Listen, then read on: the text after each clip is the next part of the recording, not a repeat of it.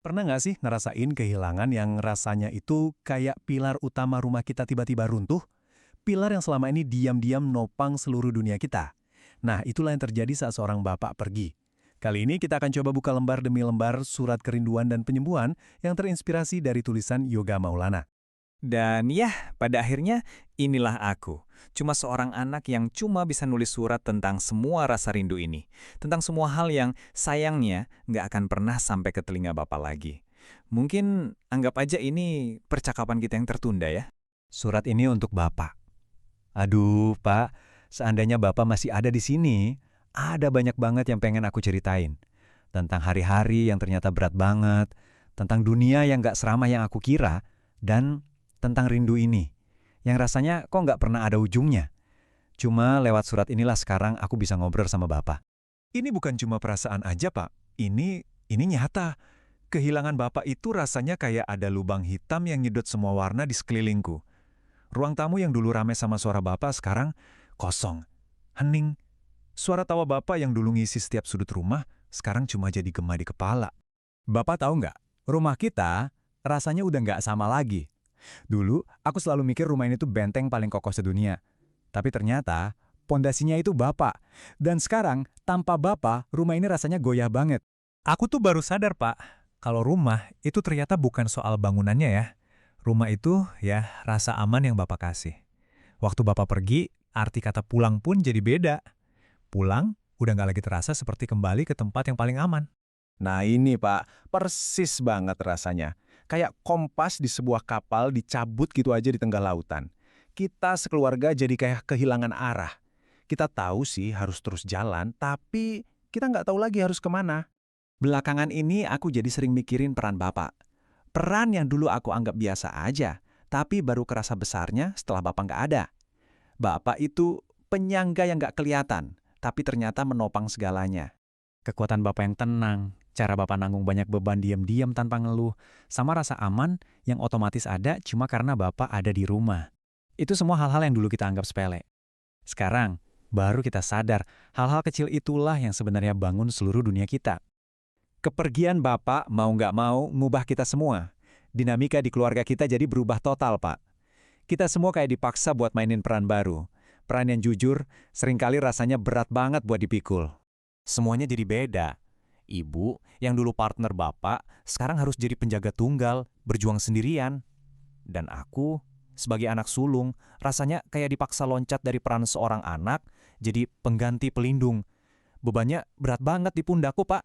Kutipan ini, Pak, mungkin ini pengakuan paling jujur dariku.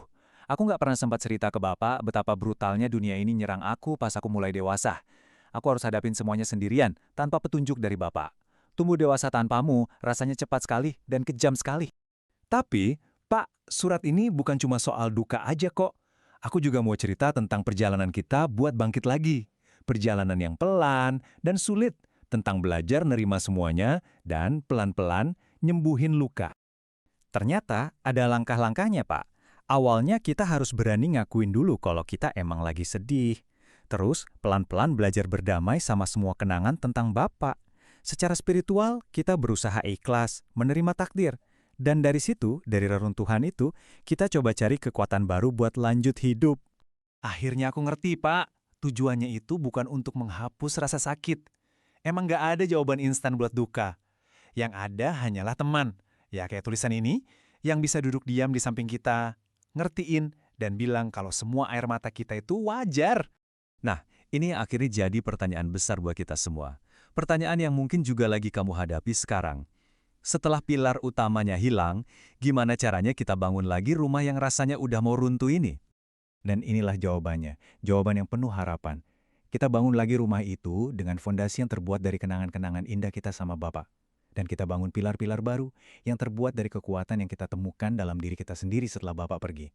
Rumah itu mungkin gak akan pernah sama lagi, tapi ia bisa berdiri kokoh kembali.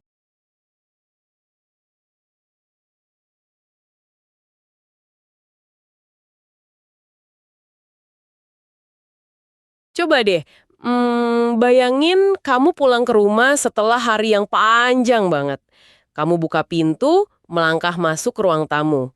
Secara fisik, ya bangunan ini tuh masih berdiri utuh. Dindingnya nggak ada yang retak, catnya masih bagus, atapnya juga nggak bocor.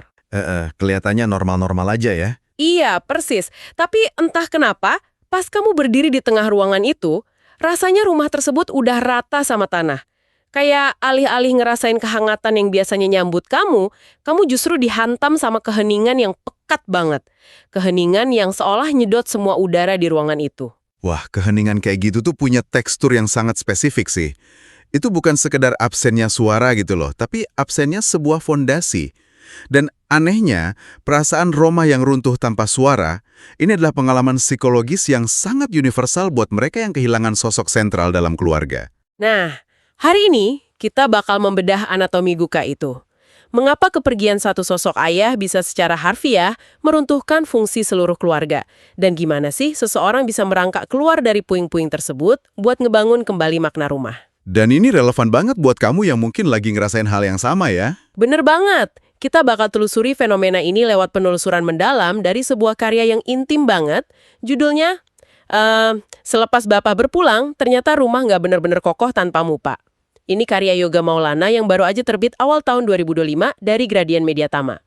Buku 164 halaman ini tuh bukan sekedar catatan kesedihan, ya, tapi sebuah peta jalan psikologis tentang duka. Menarik banget sih. Dan kalau kita lihat respons audiens terhadap buku ini, ada sesuatu yang sangat mendalam yang berhasil disentuh sama penulisnya. Buku ini tuh dapat rating yang nyaris sempurna, yang nunjukin kalau narasi kehilangan ini bukan cuma cerita pribadinya Yoga, tapi resonansi kolektif. Kayak orang-orang ngerasa relate gitu ya? Iya, benar. Orang-orang tuh ngelihat pantulan duka mereka sendiri di dalam tulisannya. Oke, mari kita bedah ini. Kalau kita perhatiin dari judulnya aja, ini kan panjang dan kerasa sangat personal ya. Seolah-olah penulisnya lagi ngomong langsung ke pusara ayahnya gitu. Ada satu premis utama di awal buku yang bikin saya lumayan terdiam sih. Apa tuh premisnya? Dia nulis gini, kehilangan bapak bukan hanya tentang kehilangan satu nyawa, tapi tentang kehilangan arah bagi sebuah rumah. Kalau dipikir-pikir, ayah itu kan kerjanya kayak fondasi bawah tanah dari sebuah bangunan ya. Metafora fondasi? Coba jelasin lebih jauh soal itu. Gini, pas kita hidup di dalam sebuah rumah tiap hari, apa sih yang kita perhatiin? Kita ngagumin warna cat dinding, kita nikmatin sejuknya AC, atau mungkin ngerawat sofa di ruang tamu. Kita tuh nyaris nggak pernah dengan sengaja turun ke bawah tanah buat meriksa fondasinya, kan?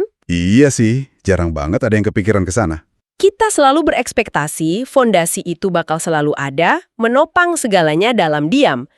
Tapi begitu fondasi itu ditarik paksa atau hancur, nggak peduli seberapa mahal perabotan kamu atau setebal apa dinding kamu, seluruh rumah itu ya bakal goyah dan runtuh. Analogi yang pas banget. Dan yang paling memukau dari hal ini adalah gimana buku tersebut nangkap konsep hidden grief atau kesedihan yang tersembunyi. Kesedihan yang tersembunyi gimana maksudnya? Jadi gini, dalam budaya populer, kan duka sering digambarin lewat tangisan histeris yang dramatis banget ya. Tapi realitasnya, duka atas hilangnya fondasi tadi justru termanifestasi dalam hal-hal yang sangat sunyi. Buku ini nggak ngelukis sosok ayah lewat dialog-dialog heroik yang panjang, justru digambarin lewat fungsinya sebagai silent strength, atau kekuatan yang tenang. Silent strength ya, kekuatan yang tenang. Iya. Sosok ini mungkin nggak selalu mendominasi percakapan emosional di meja makan. Tapi kehadirannya kayak suara batuknya di pagi hari, kebiasaan yang ngunci pagar pas malam, atau sekedar siluetnya yang lagi baca koran, itu ngasih rasa aman yang masif banget buat seisi rumah. Wah, bener juga. Dan ketika itu hilang, kehilangannya bukan cuma soal absennya wujud fisik ayah, tapi hilangnya rasa aman itu sendiri. Tapi tunggu, ada satu hal yang sering saya pertanyain soal sifat manusia nih. Kenapa sih kita sebagai anak tuh cenderung baru nyadar dan ngapresiasi peran kekuatan tenang ini justru pas mereka udah nggak ada? Pertanyaan bagus. Kenapa pas mereka masih hidup, kita sering abai sama hal-hal kecil yang mereka lakuin? Apakah karena ayah emang nggak secara eksplisit minta divalidasi gitu? Sebenarnya itu bukan murni soal ayah yang nggak nuntut validasi sih. Tapi lebih ke cara otak manusia diprogram. Secara kognitif, kita ngalamin apa yang disebut habituasi terhadap kenyamanan. Habituasi tuh kayak terbiasa gitu ya? Tepat. Otak kita emang dirancang buat berhenti merhatiin stimulus yang konstan dan aman. Tujuannya buat ngehemat energi, supaya bisa deteksi ancaman baru. Ibaratnya gini, Kita kan nggak pernah mikirin pentingnya oksigen tiap kali kita narik nafas kan? Ah ya benar, kita baru panik pas kita ngerasa mau tenggelam atau kehabisan nafas. Dan ketika oksigen itu ditarik, esensi dari kata pulang itu langsung berubah wujud. Kalau sebelumnya pulang itu berarti kembali ke pelukan keamanan, nah setelah kepergian ayah, rumah berubah wujud jadi apa yang sering disebut sebagai museum kenangan. Museum kenangan, istilah yang dalam banget. Karena kalau di dalam museum, kita emang dikelilingin sama benda-benda berharga yang syarat sejarah. Tapi di saat yang sama, museum itu kan bukan tempat buat hidup ya. Benar. Kita cuma bisa ngelihat artefak itu dari balik kaca pelindung, nggak bisa disentuh, apalagi tidur dengan nyaman di situ. Indah banget emang, tapi steril dan nggak bisa dihuni lagi. Itu penjabaran yang sangat akurat sih. Ruang emosionalnya hilang, nyisain struktur fisik yang kerasa dingin aja. Dan ketika itu terjadi, muncul efek domino yang sangat nyata dalam keluarga. Bergeser ke pihak lain ya, dan yang paling pertama ngerasain hantaman ini, pastinya sosok ibu kan? Pasti. Dan itu berat banget. Dari apa yang saya baca di catatannya Yoga, tantangan yang dihadapin ibu tuh bener-bener nggak masuk akal beratnya. Ibu yang selama ini berbagi beban peran sama ayah, tiba-tiba bangun di sebuah realitas di mana dia harus jalanin fungsi ganda secara mendadak. Coba bayangin beban kognitif dan emosional sang ibu. Di satu sisi, otaknya lagi memproses trauma kehilangan pasangan hidupnya, yang ibaratnya separuh jiwanya hilang. Tapi di detik yang sama, sebelum dia sempat memproses tangisannya sendiri, dia udah dituntut buat berdiri tegak sebagai komandan tunggal. Wow, nggak ada waktu buat istirahat sejenak ya? Nggak ada. Dia harus mastiin roda ekonomi keluarga tetap muter, mental anak-anaknya nggak hancur, dan jaga supaya rumah itu nggak benar-benar rubung berantakan. Nah, disinilah bagian yang sangat menarik. Karena ini bikin dinamika keluarga makin kompleks. Selain ibu yang dipaksa jadi pilar utama, ada satu sosok lagi yang tiba-tiba ditarik paksa ke garis depan tanpa persiapan sama sekali, yaitu anak sulung. Ah iya, posisi anak sulung? Buku ini kan ditulis dari kacamata Yoga Maulana yang emang anak pertama dari keluarga yang diakuinya nggak ideal. Buat kamu yang kebetulan anak sulung dan lagi dengerin ini, bagian ini pasti bakal kerasa menohok banget. Pernah nggak sih kamu ngerasain beban ngegantian sosok pelindung secara tiba-tiba? Karena jadi anak sulung yang kehilangan ayah tuh rasanya kayak nerima serah terima jabatan pelindung keluarga ya. Sebuah posisi yang nggak pernah kamu lamar, dan kamu sendiri sebenarnya belum punya kualifikasinya. Bener banget. Tiba-tiba ada ekspektasi tak tertulis yang menggantung di udara gitu. Sebagai anak sulung, kamu diharapin buat buru-buru ngapus air mata kamu. Kamu dipaksa buat neken tombol pause pada proses duka kamu sendiri demi jadi jangkar buat adik-adik dan ibumu. Dan itu sangat menguras tenaga. Yoga nyeritain betapa melelahkannya harus pura-pura tahu apa yang harus dilakuin. Pura-pura kuat, padahal realitasnya di dalam kepalanya sendiri, dia tuh masih kebingungan navigasiin dunia orang dewasa yang tiba-tiba nyerang dia dengan brutal. Jika kita kaitkan ini dengan gambaran yang lebih besar, ini tuh sebenarnya kelanjutan dari tema yang udah dieksplorasi Yoga di karya sebelumnya loh. Di tahun 2022 dia kan ngerilis buku Ternyata Menjadi Dewasa Itu. Oh iya, yang itu juga cukup rame ya. Sendiri ngebiarin tubuhnya kedinginan di luar. Tragis banget ya kedengarannya. Sangat. Dan dampak psikologis dari duka yang nggak diproses atau unprocessed grief pada anak sulung ini bisa sangat destruktif kalau nggak segera diurai. Yang akhirnya bawa kita ke pertanyaan mendasar nih. Gimana cara ngurai duka yang sebegitu kusutnya? Dan sejujurnya, ini kelihatan jelas banget dari format bukunya itu sendiri. Gimana tanggapan kamu pas pertama kali lihat formatnya? Saya sempat kaget sih, buku ini kan nggak punya struktur bab formal yang linear ya. Kayak bab 1 kesedihan, bab 2 kemarahan gitu-gitu. Malah isinya tuh fragmen-fragmen. Kayak kumpulan surat-surat pendek, curhatan acak, memori yang lompat-lompat. Seolah itu surat yang nggak pernah terkirim buat bapaknya. Format yang nggak biasa ya? Tapi pertanyaannya, bukankah format yang terputus-putus dan nggak ada lini masa kronologis ini malah bakal bikin pembaca bingung? Maksudnya, kita kan biasanya butuh alur cerita yang runut, ya nggak sih? Reaksi awal buat nyari keteraturan itu wajar banget sih. Tapi, ini justru wawasan brilian dari buku ini. Format episodik yang terputus-putus itu bukan cuma sekedar gaya artistik penulisnya.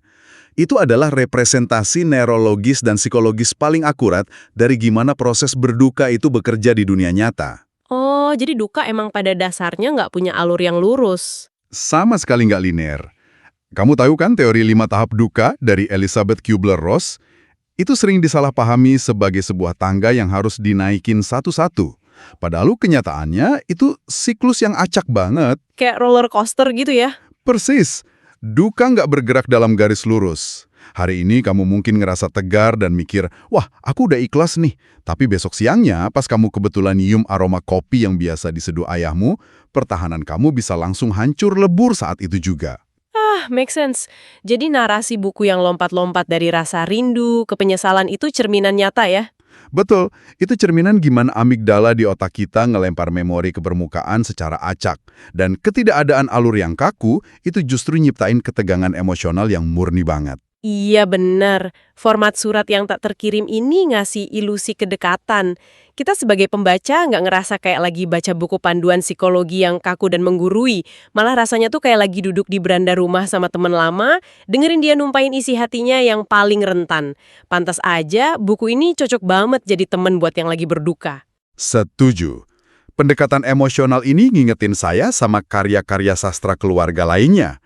Kalau secara struktur, refleksinya tentang makna rumah itu lumayan sejalur sama novel Rumah untuk Ali. Keduanya tuh sukses ngebongkar ilusi kalau rumah itu cuma benda mati. Terus kalau dari gaya bahasanya gimana? Kalau dari segi diksi, gaya penulisan yoga yang lugas tapi puitis ini punya frekuensi yang mirip sama karya puisinya Natasha Rizky atau sajak populer Ternyata Tanpamu.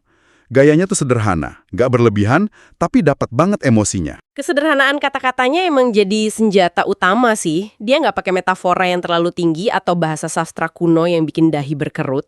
Dia pakai bahasa modern, tapi dikemas sedemikian rupa sampai daya ledaknya luar biasa. Ada kutipan yang berbekas nggak buat kamu? Ada satu yang bikin saya beneran berhenti baca sejenak. Dia nulis gini, "Aku pun tak banyak mempunyai ingatan betapa brutalnya dunia menyerangku usai aku tumbuh dewasa." Wah, Perhatiin deh, kalimat itu sama sekali nggak nyoba mendramatisir keadaan. bener banget. Nggak ada tangisan histeris di situ. Dia cuma bersikap jujur secara radikal. Dia kayak lagi ngaku, dunia ini kejem Pak, aku lelah dan aku butuh Bapak nolongin aku. Tapi Bapak nggak ada di sini. Dan pengakuan akan ketidakberdayaan absolut itu yang sebenarnya secara psikologis jadi langkah pertama menuju penyembuhan. Ngomong-ngomong soal penyembuhan, ini bagian yang paling relevan buat kamu yang mungkin saat ini lagi bergulat sama kehilangan. Yoga Maulana ini kan bukan sekedar nulis buat meratap ya. Latar belakangnya emang menarik sih. Ya, dia udah viral di TikTok dan Instagram sejak 2022 karena kemampuannya ngerubah curhatan traumatis personal jadi sebuah karya self-healing. Lewat buku ini, dia nawarin sebuah peta penyembuhan dari rasa kehilangan sampai akhirnya nemuin penerimaan diri. Ini memunculkan satu pertanyaan penting sih, gimana cara kita berdamai dengan luka? Karena peta penyembuhan ini krusial banget, duka itu sering bikin kita tersesat. Kira-kira langkah pertamanya apa menurut analisis kamu dari buku ini? Kalau kita urutin alur perasaannya, langkah pertamanya adalah validasi kehancuran. Buku ini menegaskan kalau kamu nggak perlu buru-buru nuntut diri buat sembuh. Merasa hancur, nggak berdaya, marah sama keadaan, itu adalah respon fisiologis dan psikologis yang sangat wajar. Jadi intinya biarin aja diri kita hancur dulu ya, mengakui kalau kita lagi nggak baik-baik aja, ketimbang pakai topeng ketegaran palsu, apalagi buat para anak sulung tadi. Tepat. Validasi ini ngebantu nurunin resistensi otak terhadap rasa sakit. Nah habis itu, masuk langkah kedua, yaitu eksternalisasi emosi, yang di buku ini diwujudin lewat nulis surat. Tapi tunggu, ini agak kontradiktif nggak sih? Kalau kita sengaja nulis surat panjang lebar buat orang yang udah meninggal, nyeritain keseharian kita ke mereka yang jelas-jelas nggak bisa bales, bukannya kita malah makin terjebak di masa lalu? Nggak bisa move on dong? Sekilas emang kelihatannya kayak nyiram garam ke luka ya, tapi secara mekanisme psikologis yang terjadi justru sebaliknya loh. Oh ya, gimana tuh prosesnya? Waktu duka dan penyesalan cuma dibiarin muter-muter di dalam kepala, itu bentuknya abstrak banget. Dan dia nguasain amigdala, pusat panik dan emosi di otak kita. Nah, dengan maksain diri buat nulis di atas kertas, ngerangkai jadi kalimat yang bersubjek dan berpredikat, kita tuh mindahin prosesnya ke prefrontal cortex. Prefrontal cortex itu yang bagian logika ya? Ya, bagian yang ngurusin logika dan pemrosesan makna. Jadi, nulis surat tak terkirim ini bukan upaya buat manggil yang udah mati. Ini justru terapi protektif buat ngurai benang kusut di hati yang masih hidup. Ini ngasih bentuk pada hantu penyesalan supaya bisa kita hadapin. Wow, masuk akal banget. Mengubah duka abstrak jadi sesuatu yang konkret biar bisa dikendaliin. Setelah emosinya dituang lewat tulisan, langkah ketiganya apa? Langkah ketiganya adalah meredefinisi kenangan. Seringkali kan pas kita baru kehilangan seseorang, kenangan tentang mereka tuh jadi pemicu rasa sakit. Ngelihat kursi kosongnya ayah di meja makan aja bisa bikin sesak napas. Bener, rasanya pengen ngehindar terus dari barang-barang almarhum. Tapi seiring waktu, terjadi pergeseran kognitif. Otak kita tuh luar biasa adaptif. Kenangan yang awalnya memicu stres, pelan-pelan berubah fungsi. Otak berhenti memprosesnya sebagai kehilangan aktif dan mulai nyimpennya sebagai identitas internal. Kenangan bukan lagi sumber sakit, tapi kendaraan buat mastiin orang yang kita cintai tetap hidup dalam cara kita berpikir atau ngambil keputusan. Yang pada akhirnya bermuara pada langkah keempat ya, yaitu tahap penerimaan spiritual. Yoga nyebutnya dengan frasa mencintai takdir yang ditetapkan oleh Tuhan. Ini level keikhlasan yang dalam banget sih. Banget. Dan keikhlasan itu bukan berarti kita ngehapus mereka dari ingatan ya. Iya, bukan pura-pura kehilangannya nggak pernah terjadi. Mengikhlaskan takdir itu berarti setuju berdamai sama desain kehidupan. Kita lanjutin hidup bawa memori mereka sebagai kekuatan, bukan sebagai ransel batu yang bikin berat langkah. Dan ada panduan khusus nih buat kamu anak-anak sulung yang lagi dengerin. Peluklah kerentananmu. Jadi pilar pelindung keluarga tuh emang tugas mulia, tapi pilar fisik sekalipun butuh perawatan biar nggak retak. Bener banget, jangan dipaksa terus-terusan. Kamu nggak diwajibin semesta buat kelihatan kuat 24 jam sehari. Izinin dirimu buat sesekali jadi lemah. Izinin dirimu nangisin fondasi yang hilang itu. Kalau kita tarik mundur semua obrolan kita, penelusuran selepas Bapak berpulang ini benar-benar ngebongkar pemahaman dasar kita tentang rumah ya. Rumah nyatanya bukan urusan arsitektur, batu bata, atau atap pelindung hujan doang. Sama sekali bukan. Rumah adalah ekosistem emosional yang diikat sama orang-orang di dalamnya. Pasang ayah, fondasi utamanya, ditarik dari ekosistem itu, rumah emang runtuh secara fungsi. Nggak bakal pernah sama lagi. Tapi dari sisa reruntuhan itu, dengan ngizinin diri kita berduka, dengan nulis emosi yang terpendam, kita perlahan bisa nyusun bata itu jadi rumah yang baru. Bentuknya mungkin beda, tapi tetap bisa jadi tempat berlindung. Jadi, apa makna dari semua ini buat pembaca? Buat kamu yang mungkin lagi di tengah badai duka, jadiin buku ini teman dudukmu. Karena strukturnya fragmen, kamu nggak perlu buru-buru namatinya kayak baca novel misteri. Pelan-pelan aja bacanya ya. Iya. Kalau satu paragraf bikin dada sesak, tutup aja bukunya. Izinin air matamu jatuh. Buku ini mendampingi bukan memburu kamu. Dan buat kamu yang orang tuanya masih ada, biarin narasi ini jadi teguran lembut buat bangun dari habituasi kenyamanan tadi. Perhatiin silent strength mereka sebelum keheningan itu berubah jadi kehilangan nyata. Pengingat yang tajam banget. Karena ngubah duka jadi penerimaan itu perjalanan maraton seumur hidup, bukan lari sprint buat melupakan. Setuju banget. Kita udah bedah gimana rasa kehilangan ngeruntuhin rumah dan gimana kita pelan-pelan bisa ngebangunnya lagi. Nah, sebagai penutup penelusuran mendalam kita hari ini, saya mau ninggalin kamu sama satu pikiran provokatif nih. Sesuatu yang bisa kamu renungin sendiri setelah obrolan kita selesai. Silakan. Jika Yoga mau lanang, Rafa perlu merangkai 164 halaman fragmen, surat yang syarat duka dan penyesalan karena semuanya udah terlambat buat disampaikan ke ayahnya. Seandainya nih, kamu dikasih secari kertas kosong dan sebuah pena hari ini, kepada siapa surat perpisahan pertamamu bakal kamu tulis? Dan apa satu hal paling jujur yang selama ini selalu kamu telan sendiri, yang belum berani kamu ucapin pas mereka masih bisa mendengarnya?